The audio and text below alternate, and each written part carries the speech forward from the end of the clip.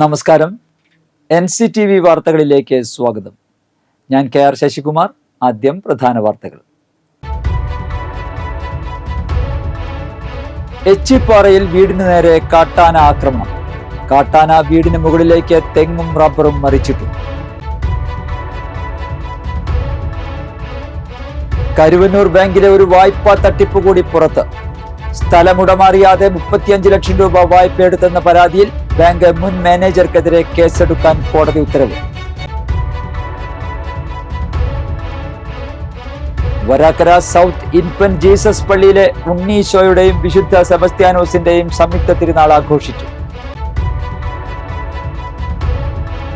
ചെമ്പങ്കണ്ടം ഭരതമല വനസംരക്ഷണ സമിതി വെള്ളാനിക്കോടിന്റെയും പാലക്കാട് അഹല്യ ഫൗണ്ടേഷൻ കണ്ണാശുപത്രിയുടെയും സംയുക്ത ആഭിമുഖ്യത്തിൽ സൗജന്യ നേത്ര പരിശോധന ക്യാമ്പ് സംഘടിപ്പിച്ചു.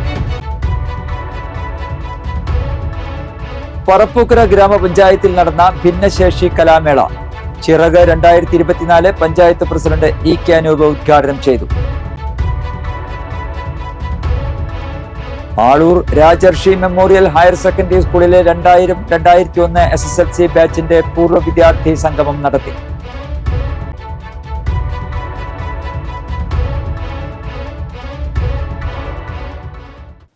വാർത്തകൾ വിശദമായി. എച്ചിപ്പാറയിൽ വീടിന് നേരെ കാട്ടാന ആക്രമണം. കാട്ടാന വീടിന് മുകളിലേക്ക് തെങ്ങും റബ്ബറും മറിച്ചിട്ടു.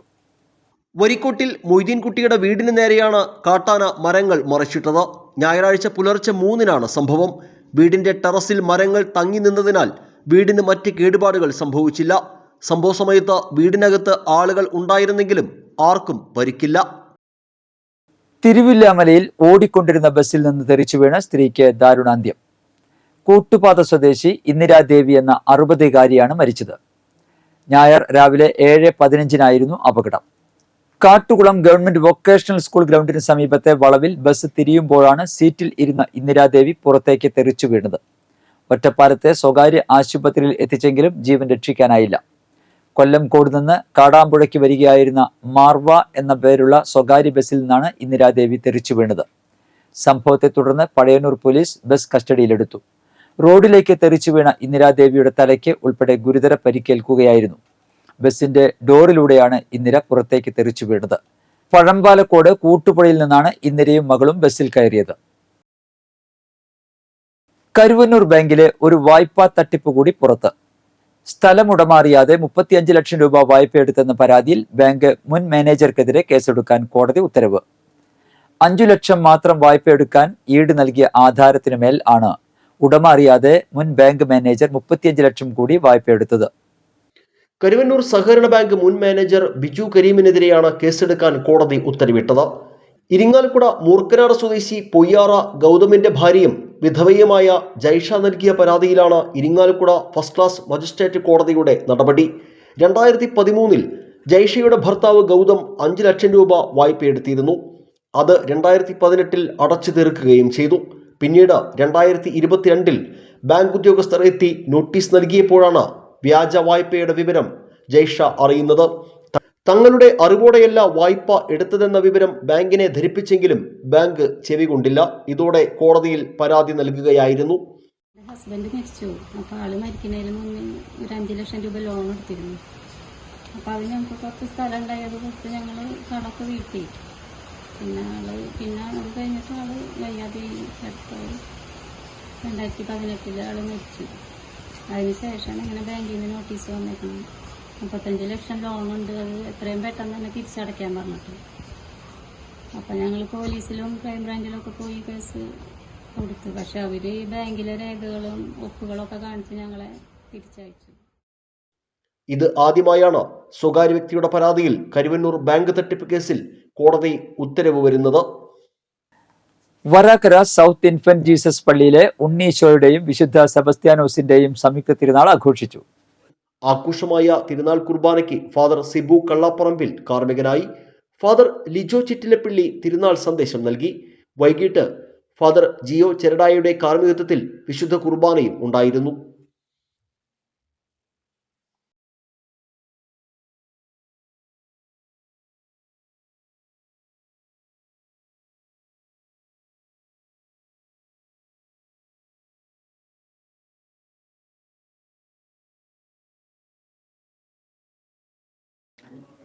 ചെമ്പങ്കണ്ടം ഭരതമല വന സംരക്ഷണ സമിതി വെള്ളാനിക്കോടിന്റെയും പാലക്കാട് അഹല്യ കണ്ണാശുപത്രിയുടെയും സംയുക്താഭിമുഖ്യത്തിൽ സൗജന്യ നേത്ര പരിശോധന തിമിര ശസ്ത്രക്രിയാ ക്യാമ്പ് സംഘടിപ്പിച്ചു.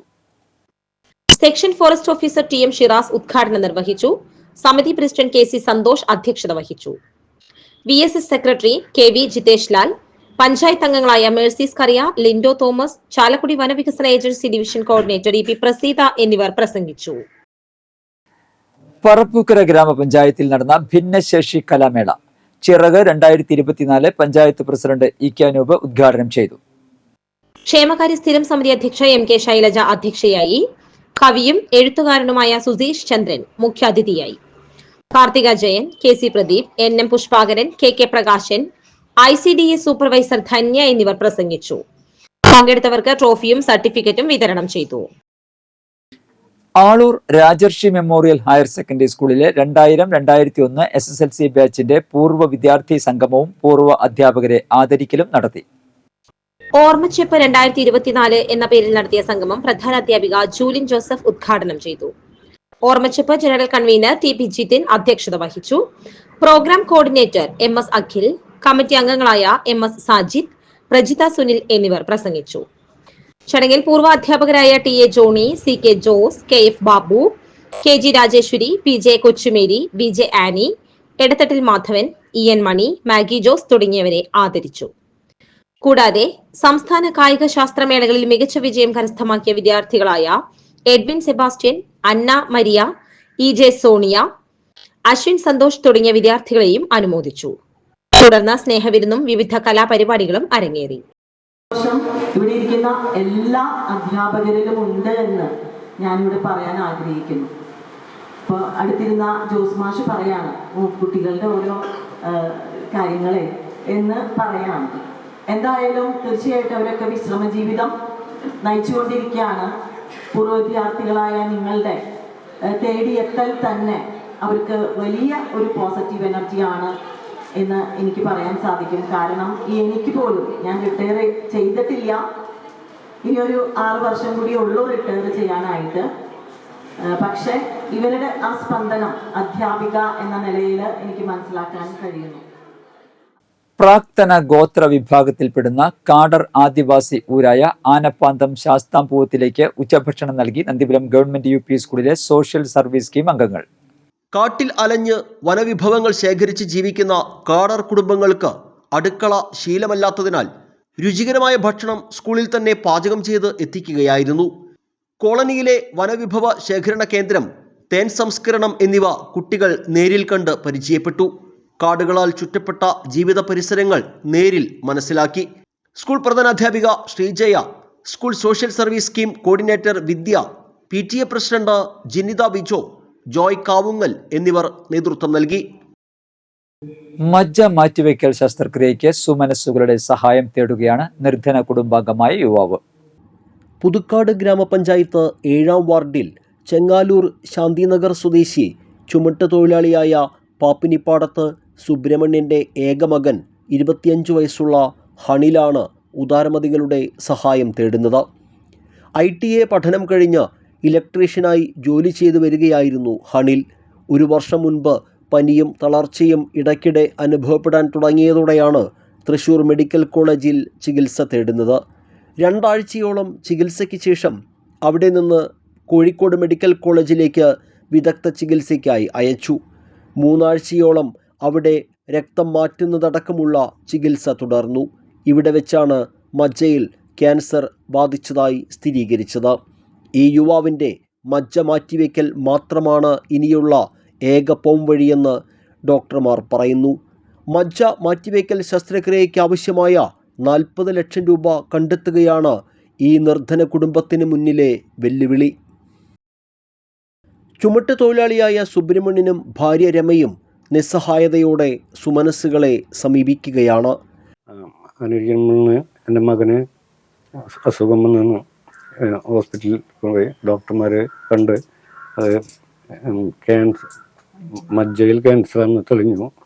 അപ്പോൾ അതിൻ്റെ സാമ്പത്തിക ബുദ്ധിമുട്ടായിട്ട് നിൽക്കുന്ന കാരണമാണ് ഞങ്ങൾ എല്ലാം പഞ്ചായത്ത് പ്രസിഡന്റ്, വാർഡ് മെമ്പർ, പിന്നെ രാഷ്ട്രീയ പ്രതിനിധികളെ കൂട്ടിയൊരു കമ്മിറ്റി തിരഞ്ഞെടുത്ത് അതിൻ്റെ ചികിത്സ ഫണ്ട് പുതുക്കാട് SBI ബാങ്കിൽ അക്കൗണ്ട് ചേർന്നിട്ടുണ്ട്.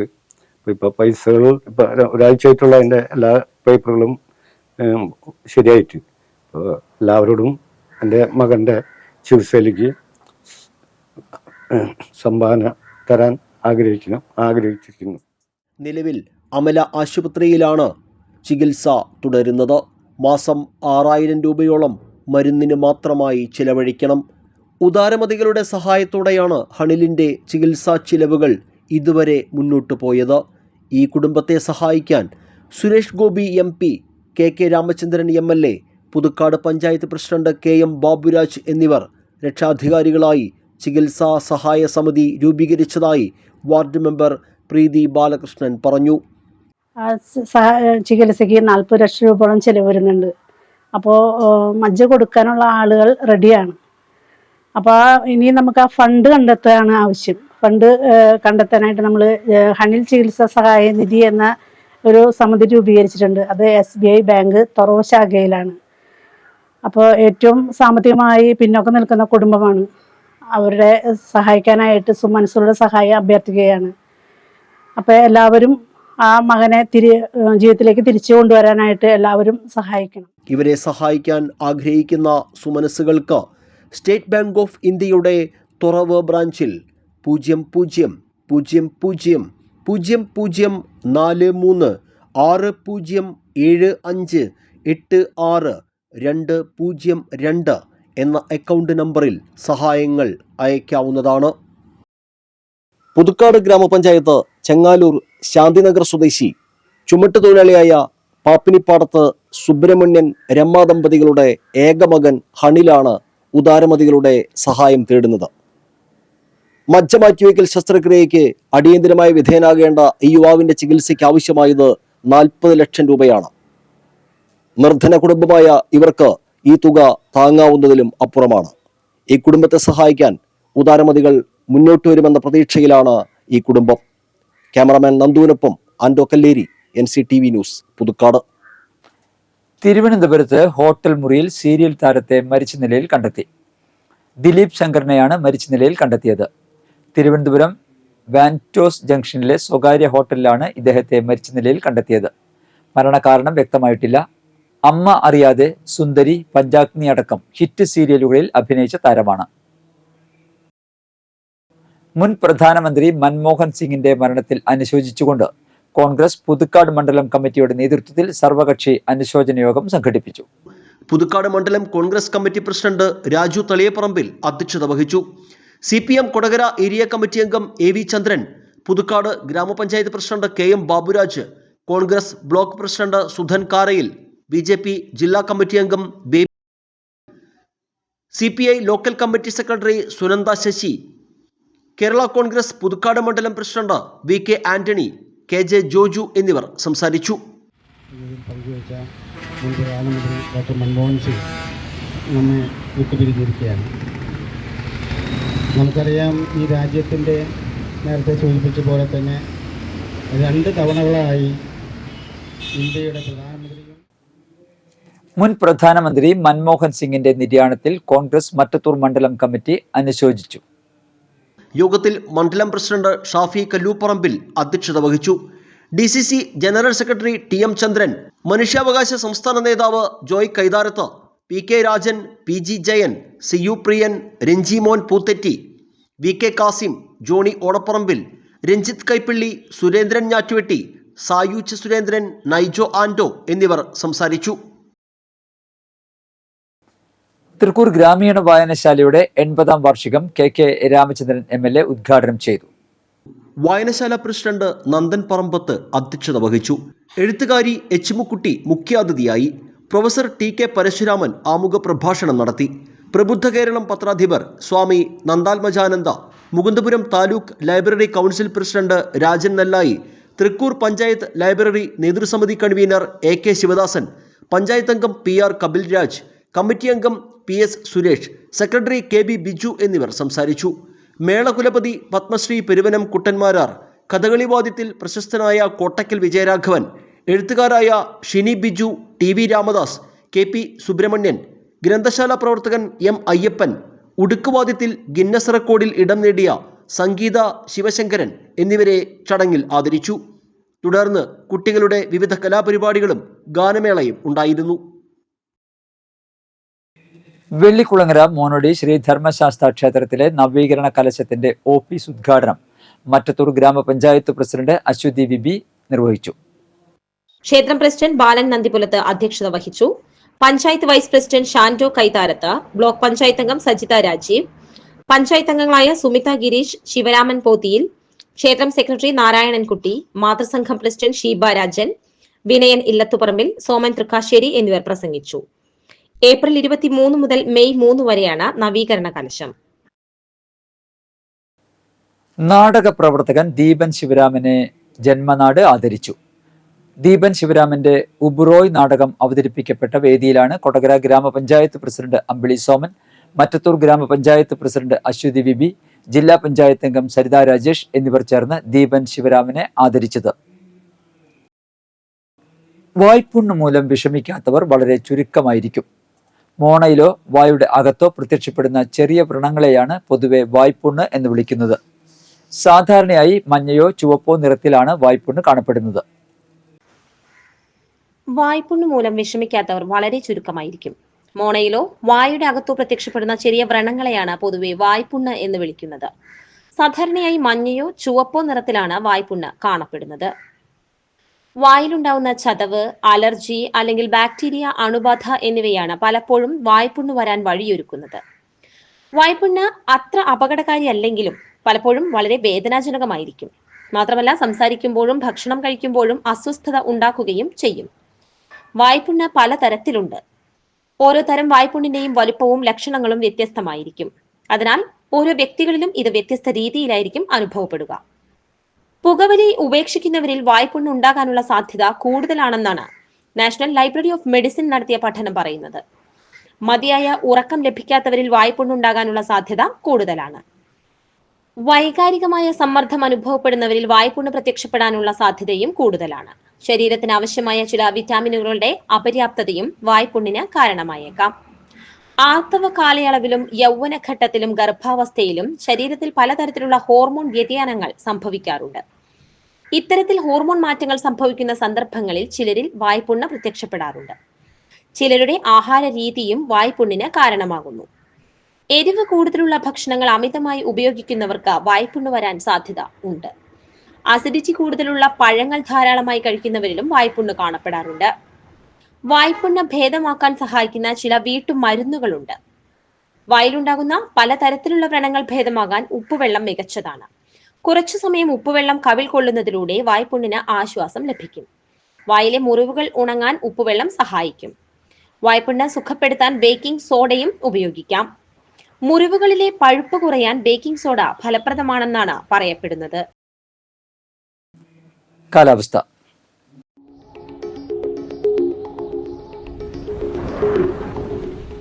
കൂടിയ താപനില 31 ഡിഗ്രി സെൽഷ്യസ്, കുറഞ്ഞ താപനില 23 ഡിഗ്രി സെൽഷ്യസ് രേഖപ്പെടുത്തി. പുതിയതായി അനുവദിച്ച ഒല്ലൂർ മണ്ഡലത്തിലെ PGITIയിൽ draftsman, civil, mechanic, motor vehicle എന്നീ ട്രേഡുകളിൽ ഗസ്റ്റ് ഇൻസ്ട്രക്ടർമാരെ നിയമിക്കുന്നു. PSCയുടെ സംവരണേതര റൊട്ടേഷൻ ചാർട്ട് പ്രകാരം ഡ്രാഫ്റ്റ്സ്മാൻ സിവിൽ തസ്തികയ്ക്ക് OC വിഭാഗത്തിൽ നിന്നും മെക്കാനിക് മോട്ടോർ വെഹിക്കിൾ തസ്തികയ്ക്ക് Z വിഭാഗത്തിൽ നിന്നും നിയമനം നടത്തും. യോഗ്യതയുള്ള ഉദ്യോഗാർത്ഥികൾ അസൽ സർട്ടിഫിക്കറ്റുകൾ സഹിതം ഡിസംബർ 31 രാവിലെ 10:30 ചാലക്കുടി ഗവൺമെന്റ് ITIയിൽ നടത്തുന്ന കൂടിക്കാഴ്ചയ്ക്ക് ഹാജരാകണം.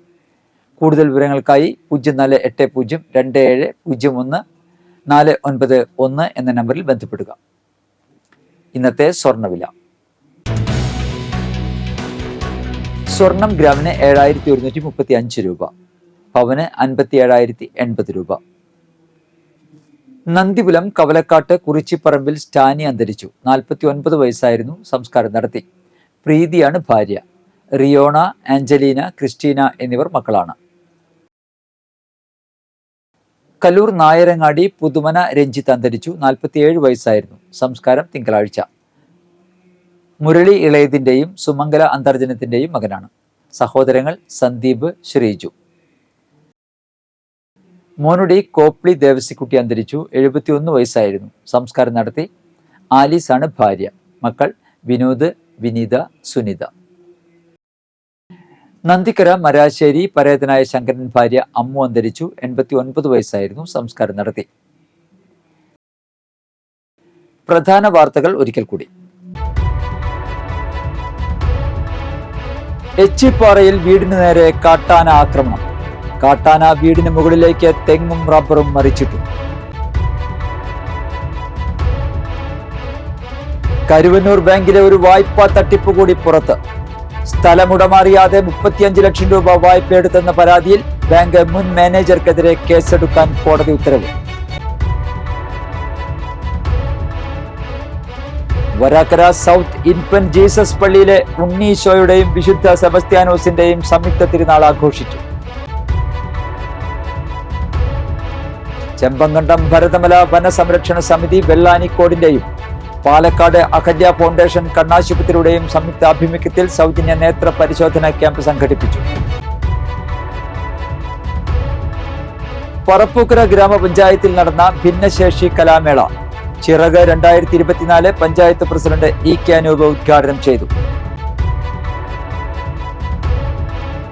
ആളൂർ രാജർഷി മെമ്മോറിയൽ ഹയർ സെക്കൻഡറി സ്കൂളിലെ 2000-2001 SSLC ബാച്ചിന്റെ പൂർവ്വ വിദ്യാർത്ഥി സംഗമം നടത്തി.